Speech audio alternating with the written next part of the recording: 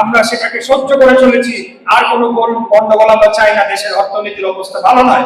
কিন্তু আমাদেরকে যদি আবারও প্রয়োজনে রাজপথে নামতে হয়, তাহলে 24 ঘন্টার মধ্যে বাংলাদেশে রাজাকার মুক্ত করা মুক্তিযুদ্ধের পরবর্তী প্রজন্মের প্রতি কোনো ব্যাপার নয়। মুক্তিযোদ্ধারাও এই বিষয়ে আমার সাথে থাকবেন বলে আমি দৃঢ় বিশ্বাস করি।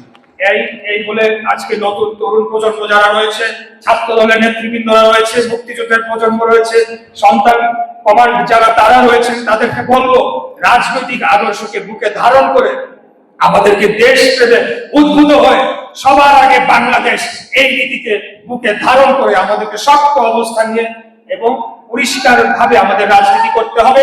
কোন ধরনের অপকর্ম, কোন ধরনের অন্য ধরনের কর্মকাণ্ড যার কারণে আমাদের দলের বদনাম চলে আসে, সেটা আমাদের অবশ্যই করা যাবে না। যারা করবে তাদেরকে কঠোরভাবে আইনি এবং সাংগঠনিক ব্যবস্থার মুখোমুখি আপনারা করবেন, সেই আশাবাদ জানিয়ে আগামী দিনে আমাদের মাননীয় প্রধানমন্ত্রী জনাব তারেক রহমানের নেতৃত্বে একটা স্বাধীন, সার্বভৌম, গণতান্ত্রিক, সুখী, সমৃদ্ধশালী এবং এই দক্ষিণ পূর্ব এশিয়ার অন্যতম শক্তিশালী, সেটা সব দিক থেকে, সামরিক দিক থেকে, সব দিক থেকে আমরা দেশ ছোট হতে পারি, কিন্তু জনসংখ্যার দিক থেকে যদি দেখেন বাংলাদেশ পৃথিবীর 8 নম্বর দেশ। অতএব আমরা কাউকে ভয় পাই না, আমাদের জনগণ ঐক্যবদ্ধ থাকবে, বাংলাদেশের পক্ষে থাকবে।